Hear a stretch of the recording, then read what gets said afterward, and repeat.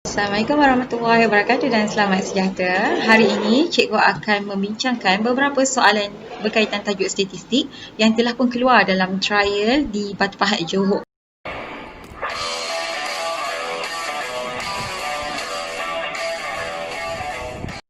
Melalui proses sorting, cikgu dapati ada 3 soalan sahaja berkaitan statistik yang disoal untuk trial Batu Pahat tahun 2020. So jom kita tengok ketiga-tiga soalan berkenaan. Baik, soalan yang pertama. Cikgu zoom sikit. Macam tu zoom banyak ya. Tak payah habis awak nampak kan? Ini soalannya. Dia bagi awak satu gambar rajah yang mana gambar rajah ini menunjukkan pencapaian bagi dua kelas alfa dan beta dalam satu ujian. Dan di gambar rajah ini terdapat dua bentuk lengkung normal. Nampak tak? Ada lengkung normal P dan lengkung normal Q. So di sini adalah lengkung normal P. Yang mana satu yang ni? Ini adalah lengkung normal P. Kemudian kita ada satu lagi lengkung normal, iaitu lengkung normal Q. Mana lengkung normal Q yang ini? Ini adalah lengkung normal Q. Perhatikan bentuk lengkung normal P dan lengkung normal Q. Bentuk dia berbeza. Kalau tengok lengkung normal P ni dia lebih kurus, dia lebih ke center, ke pertengahan bentuk lengkung normal itu berbanding lengkung normal Q. Lengkung normal Q ni dia nampak macam lebih berserak. Sebenarnya bentuk lengkung normal ni akan memberikan maklumat tentang bagaimana taburan data berkenaan. Kalau kita perhatikan kat lengkung normal P, dia lebih tertumpu di tengah. Bermaksudnya data itu lebih padat, lebih cantik berbanding lengkung normal Q. Lengkung normal Q ni dia berserak data dia. Dia tak ada terlalu banyak penumpuan di bahagian tengah. So bahagian tengah ni, kalau awak recap balik dalam tajuk taburan kebarangkalian, dalam taburan kebarangkalian kan kita jumpa lengkung normal ni kan. Di bawah ni adalah Z-score. Lepas tu kita punya taburan kebarangkalian tu pun ada garisan tengah. Garisan tengah dia adalah untuk apa ni? Mean. Maksudnya di sini, di tengah ini adalah nilai untuk mean. Simbol je lah lain. Statistik mean kita X dash. Untuk yang taburan kebarangkalian, mean kita bentuknya macam U. So di sini, di bahagian tepi, di kiri kanan mean ini adalah nilai untuk sisian piawai. Maksudnya, kalau kita adaptasi dekat dalam kita punya rajah satu, di sini adalah nilai sisihan piawai. Di sini pun adalah nilai sisihan piawai. Nampak? Banyak kan kita boleh tahu? Next. Dia kata lengkung-lengkung normal tersebut diwakili oleh data berikut. Jadi dia bagi data. Data dia bagi kelas dan juga sisihan piawai. So kelas alfa sisihan piawai 14.15, beta 25.75. Jadi macam cikgu cakap tadi, sisihan piawai ni adalah jarak antara mean ni dengan hujung kita punya graf. Jadi kalaulah nilai sisihan piawai dia kecil, maksudnya jarak dia mesti dekat, betul tak? Bila sisihan piawai dia besar, maksudnya jarak dia mesti jauh. Jadi nampak tak? Kita dah boleh agak dah sebenarnya. Kelas alfa mana satu lengkung dia, kelas beta mana satu lengkung dia, dah tahu kot. Dah obvious sangat dalam soalan. So apa soalan dia? Ada tak dia tanya yang tu?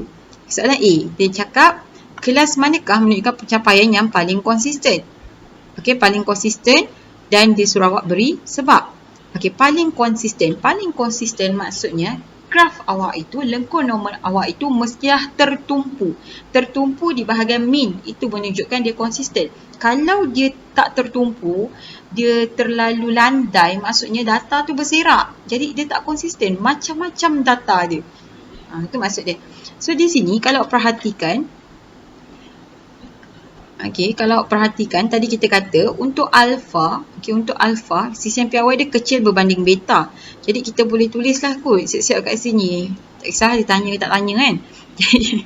Jadi di sini adalah 14.15 logiknya. Dan di bawah ini hujung ke hujung sini sebab lebih jauh, jadi dah jarak dia 25.75. Untuk nilai sisihan piawai dia. Jadi kalau kita perhatikan dari segi yang lebih tertumpu, yang lebih konsisten, obviously jawapan dia adalah kelas alfa. Sebab kelas alfa ni dia punya lengkung dia lebih dekat dan lebih banyak di bahagian purata ataupun mean. Bermaksud untuk kelas alpha ini data dia adalah lebih konsisten. Okey, so jom kita tulis jawapan. Okey, tu jawapan kita satu ni, tu jawapan dia mesti kat bahagian jawapan. So, soalan A. Apa jawapan dia tadi? Kelas alpha. Kenapa kita pilih kelas alpha? Kerana dia nak sebab kan. So, kena ada kerana. Kerana kita tengok, kita bandingkan dari segi apa tadi? Nilai sisihan piawai. So, kelas alpha nilai sisihan piawai lebih rendah. Okey, ataupun lebih kecil. Kerana itu, ianya lebih konsisten. Sisihan piawai menunjukkan serakan. Bila sisihan piawai itu besar, maksudnya dia lebih berserak. Itu kata faktanya lah. Okey, B. Soalan B. Dia suruh awak tentukan lengkung yang sesuai mewakili data alfa dan beta. Wah, dah buat dah pun. Nampak tak kita dah buat? So, 14.5 lengkung normal P. Maksudnya alfa adalah P, beta adalah Q. Dah siap. Kita tulis je lah kat sini. Okey, so jawapan B.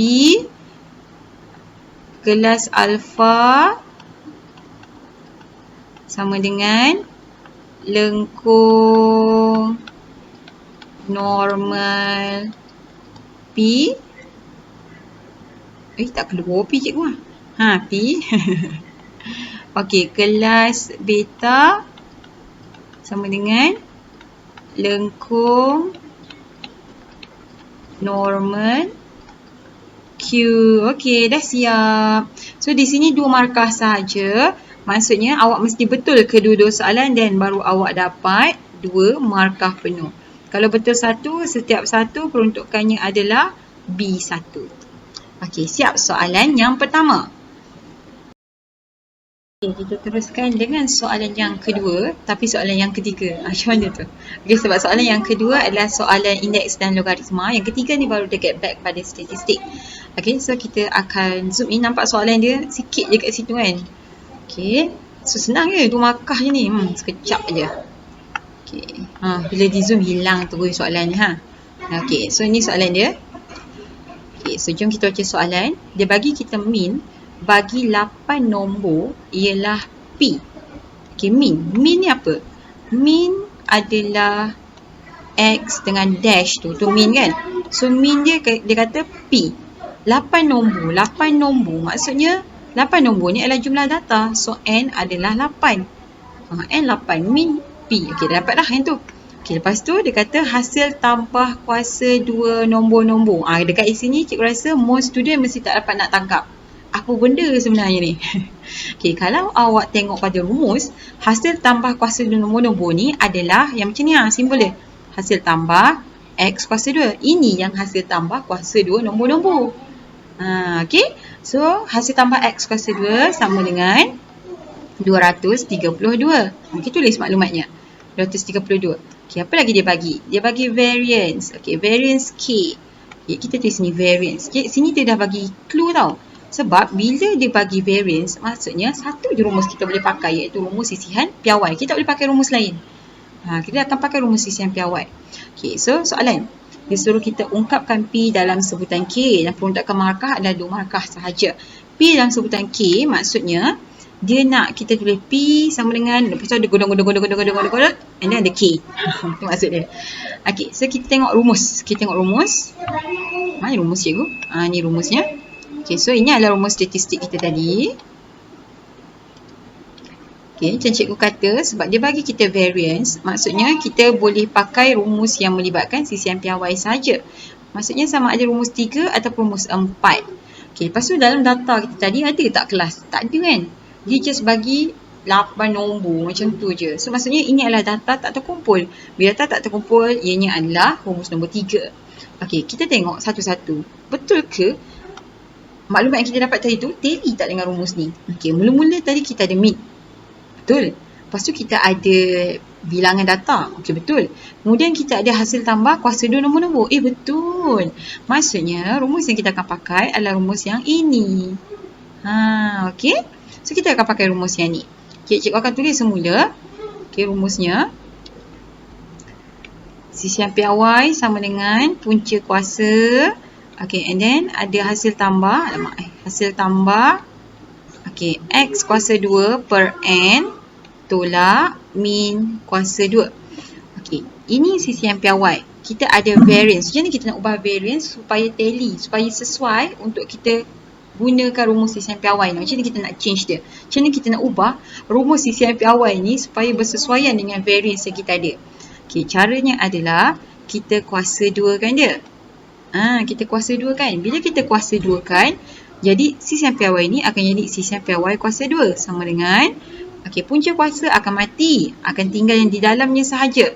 So dia akan jadi hasil tambah X kuasa 2 per N tolak min kuasa 2. So sisian piawai adalah K.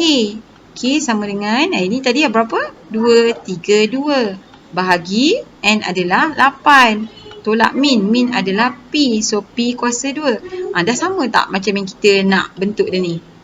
Belum lagi kan? P duduk belah kiri, K duduk belah kanan. Kita alih. Kita alihkan.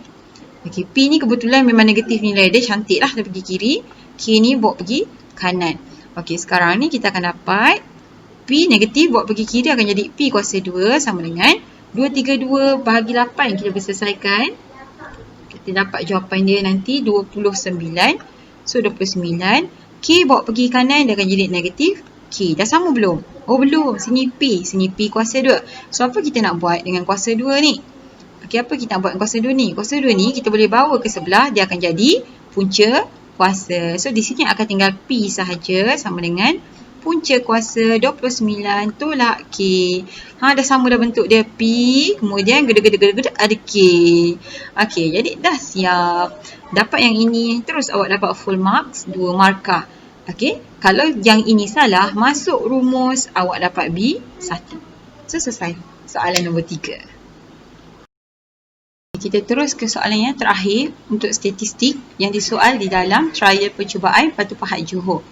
Bagi cikgu mungkin soalan ni agak tough berbanding 2 soalan yang sebelum. 2 soalan sebelum ni dia CP-CP je dia kasih. Yang untuk soalan nombor 4 ni dia bagi full blow. So kita tengok soalan dia. Cikgu besarkan sikit supaya awak nampak. Jadi soalannya di sini dia bagi awak satu jadual yang menunjukkan taburan markah bagi sekumpulan murid. Ini adalah markah dan diberikan awak kekerapan longgokan. Apa maksud kekerapan longgokan? Awak dah buat hasil tambah setiap frekuensi yang sebelum. Jadi daripada kekerapan longgokan ni sebenarnya, cikgu suka kalau awak terbiasa keluarkan siap-siap dia punya kekerapan. Daripada kekerapan longgokan ni, awak keluarkan dia punya kekerapan yang asal. Macam ni kita nak buat.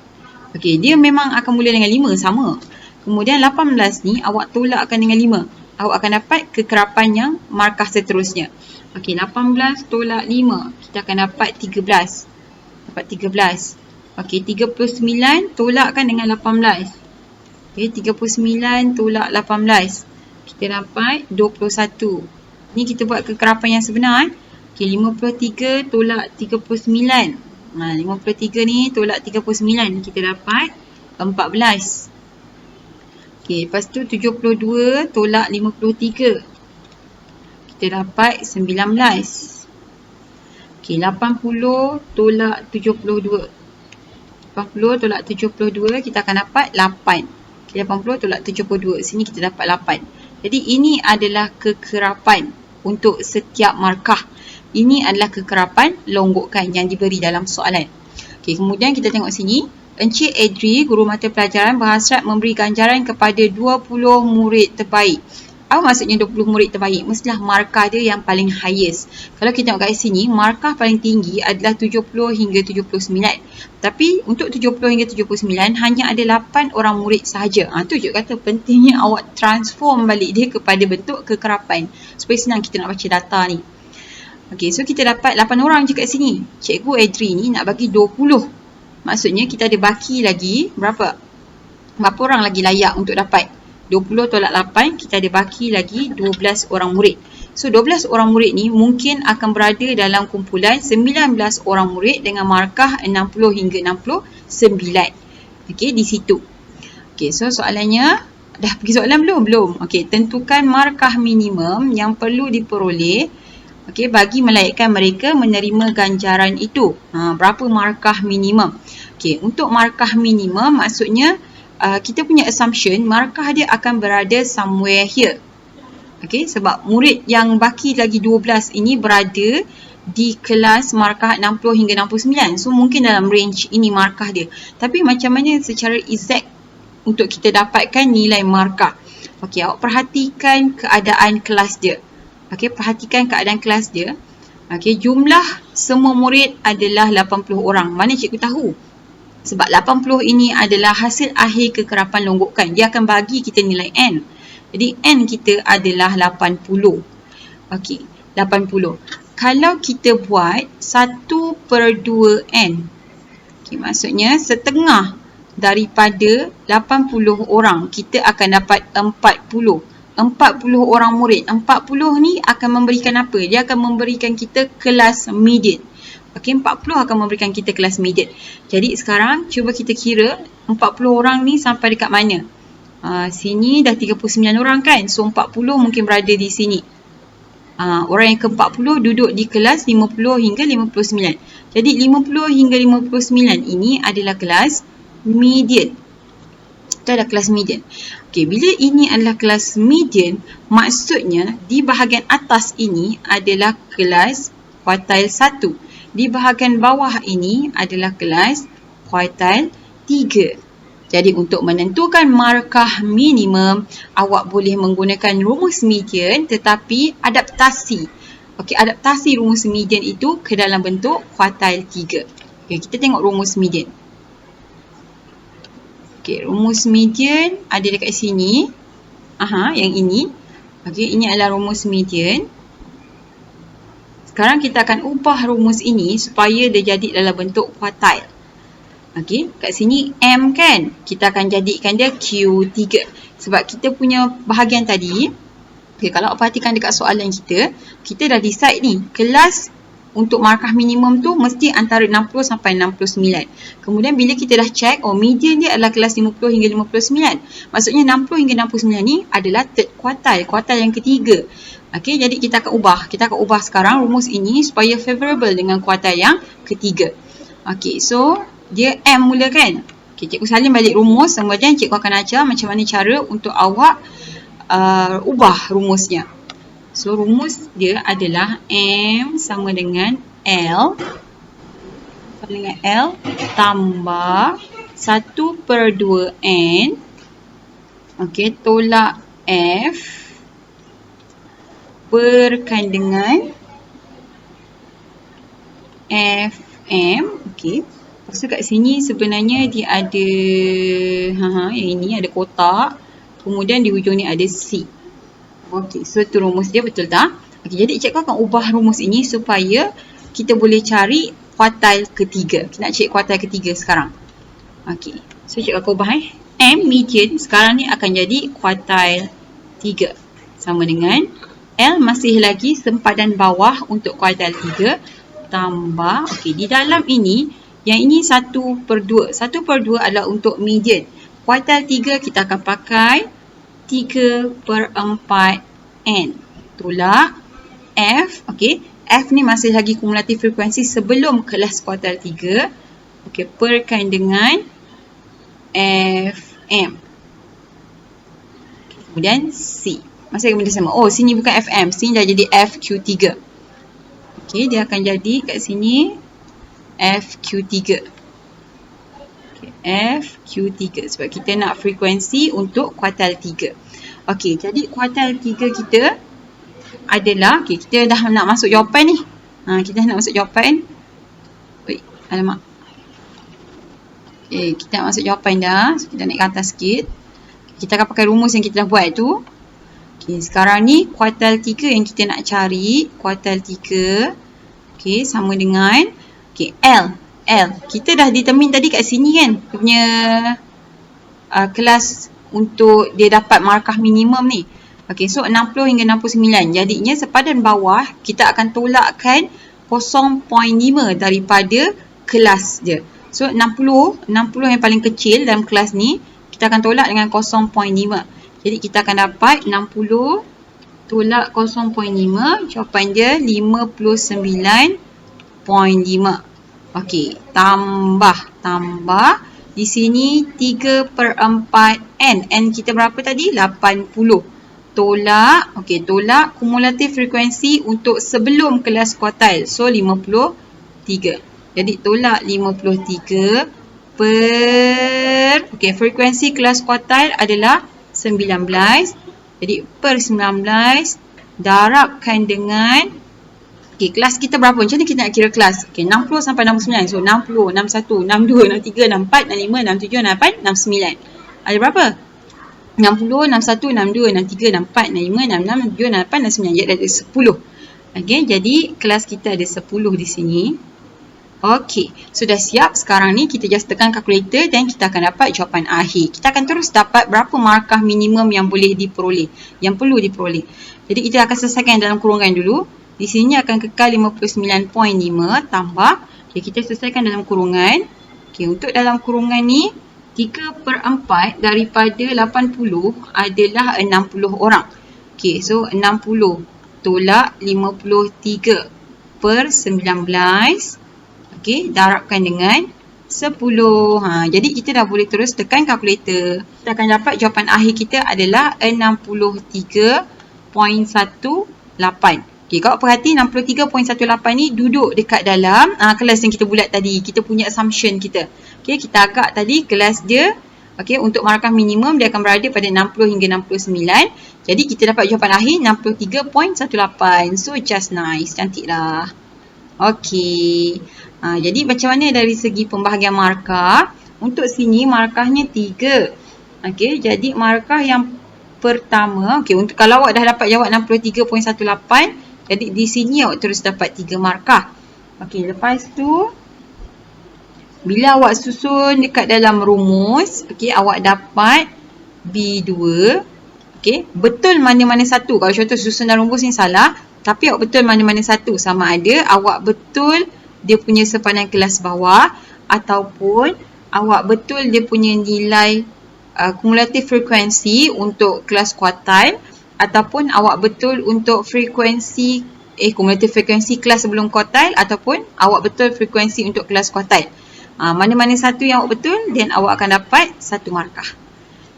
Sudah siap. Jadi jawapan dia adalah 63.18. Senang tak? Boleh faham tak rasa-rasanya? Kalau tak boleh faham, awak boleh terus PM cikgu.